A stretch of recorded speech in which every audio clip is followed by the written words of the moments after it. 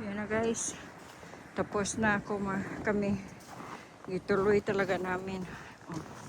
Nandito na ang kanina, di ba? Nagbundok diyan tulad nito. Oh, ngayon. Masakit na yung ano ko, shoulder, right shoulder. Grabe. Oh, yun. Yun na. Maanuhan na.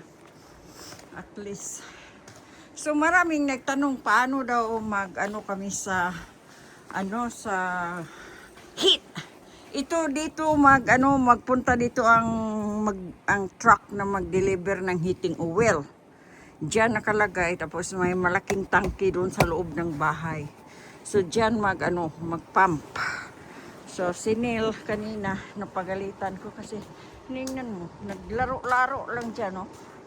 Giano lang niya yung niya, lang siya, nag-twist lang sa nag-gas. Portagis na yun, sabi ko. Tingnan mo. Tingnan mo bubong sa ang atop sa balay, oh. Oh, dami. Ang doon sa likuran hindi namin na kasi hindi ako nakadala ng susi. Hindi ako nakadala ng opener sa dito. So sinil na lang balikan niya bukas. At after work na lang din tomorrow, balik kami dito. So ito, yung paa ko, grabe ito, tingnan niyo yung bots ko. Ayun. Pero to warm, nilagyan ko pa ng ganito, pero malamig pa din. Nilagyan ko ng ganito pero malamig pa din. Yun. Yun. Yun. Yun ang tingnan ng bubong.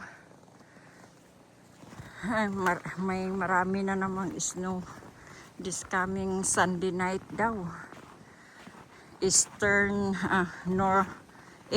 Northeaster storm. So uwi na tayo guys kasi nandun na, nag-uwi na si Neil. Kasi para mapahinga ako kasi galing ko lang trabaho.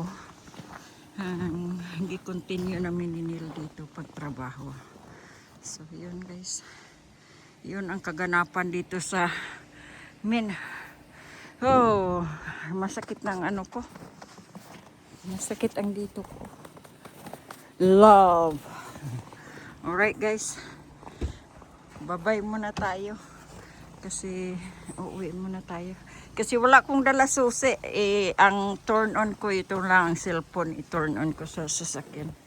Alright, bye-bye.